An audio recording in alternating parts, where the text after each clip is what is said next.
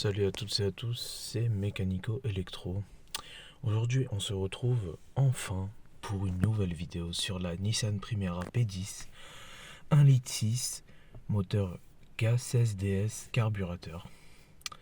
Donc, sur cette vidéo, je vais aujourd'hui vous montrer quelles sont les réparations qui ont été effectuées sur le moteur et surtout comment le moteur tourne désormais. Donc comme vous pouvez le voir, bon, ça n'a pas trop changé, à part que bon, j'ai dû remplacer les deux boutons de fenêtre. Sinon, il n'y a absolument rien qu'à changer, sauf le kilométrage. On est à 295 397, ce qui est quand même, on n'est pas loin des 300 000.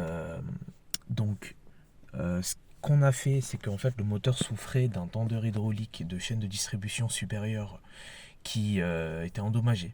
Voilà. Ce qui faisait que le moteur tournait extrêmement mal, pour les gens qui connaissent la chaîne et qui ont vu les vidéos précédentes. Donc la dernière vidéo que j'ai mis, vous pouvez voir que le moteur tourne extrêmement mal. Ça fait peur à entendre, on dirait un moteur diesel. Mais là vous allez voir qu'avec la réparation, alors on a changé le tendeur hydraulique supérieur de chaîne, on a aussi changé les deux guides supérieurs avec les deux poulies d'Arbracam, voilà, de la distribution. On a fait ça, voilà, j'ai fait ça avec un ami. Et maintenant vous allez voir que le moteur démarre très bien. Donc je l'ai un peu chauffé à froid. Alors en fait ça galère un peu parce que bon, le carburateur malheureusement est très compliqué à régler sur cette voiture. Mais là vous allez voir que bon, c'est pas trop mal. Ça tourne bien. On va démarrer. Quart de tour. Au quart de tour, comme vous pouvez voir. On va faire un petit tour au moteur. Comme vous pouvez le voir, ça tourne vraiment très bien. Vous voyez que le moteur ne tourne absolument pas comme avant. Il faut écouter le bruit. On a aussi remplacé la pompe à eau. Comme vous pouvez voir ici, il y a une nouvelle pompe à eau, toute neuve, avec bien sûr les nouvelles courroies. Voilà, ici, courroie d'alternateur. Vous pouvez voir ici la nouvelle pompe à eau. Derrière, là aussi le flexible, bon, on l'avait fait refaire. Je ne sais pas si dans la dernière vidéo je l'avais dit ou pas. Le flexible de direction assistée a été refait. Oh, ça fait longtemps. Et puis, ici nous avons le carburateur, comme vous pouvez voir. Alors le carburateur, c'est un Nikki Hitachi 21L 304-05 pour les connaisseurs. Carburateur Nikki. Vous pouvez voir ici, c'est le carburateur sans catalyseur, il me semble. Vous voyez le bruit du moteur, c'est vraiment, ça n'a rien à voir avec avant. On va accélérer maintenant et vous allez voir que ça ne fait pas le même bruit qu'avant. Écoutez bien.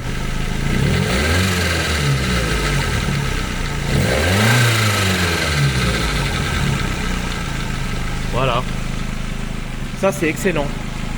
Alors comme vous pouvez l'entendre, il y a peut-être une petite fuite d'échappement quelque part en bas. Vous voyez le tuyau en bas là, on a empistolé un peu. La ligne d'échappement sera changée de toute façon sur cette voiture. Le radiateur aussi a pris dans le coup. Il faut savoir qu'il y avait une grosse fuite de liquide de refroidissement, ce qui désormais ne le fait plus, il n'y a plus de fuite. Mais par contre le radiateur est mangé et puis aura besoin d'être remplacé. Voilà. Petit filtre sans carburant ici. On va bientôt remplacer d'ailleurs, ça fait un petit moment qu'il est là et on va songer à le remplacer. Mais voilà quoi, Nissan, ça marche vraiment bien. Alors, hop. Ça c'est compliqué à ouvrir ça. Je sais pas pourquoi c'est aussi fort. Voilà.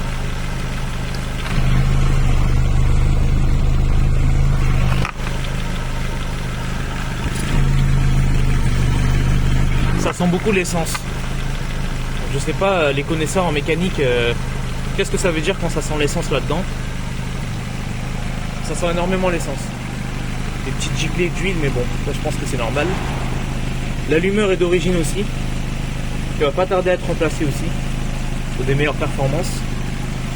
Et puis le carburateur doit être réglé par un spécialiste. Alors je sais que sur ce genre de modèle c'est très compliqué de remplacer le carburateur par un nouveau parce qu'il n'y en a tout simplement pas. Ou alors de remplacer par des carburateurs Solex ou Weber. Je sais qu'il y a des Russes qui ont fait des projets comme ça et qui ont pu changer les carburateurs. Mais bon, c'est magnifique quoi, regardez. Franchement ça marche très bien. Excellent.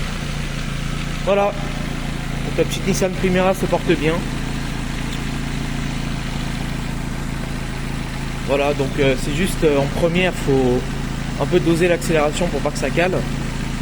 À froid, le matin, il faut vraiment attendre que le moteur soit chauffé pour conduire.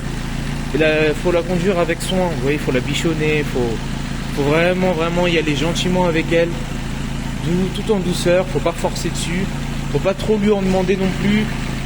Hein, ça roule à 100, 110 km maximum quoi. Ça sert à rien de la ramener à 160. Le châssis est une voiture de course, mais le moteur, celui-là, c'est un moteur petit joueur. Donc bon, ce n'est pas fait pour... Voilà, donc vous voyez, le petit détail ici, quand je soulève cette commande, le régime baisse un tout petit peu.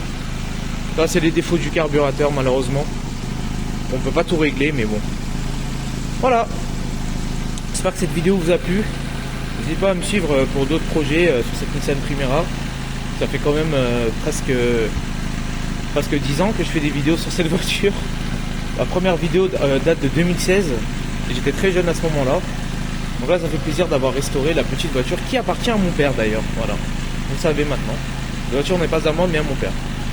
Bon, je vous laisse.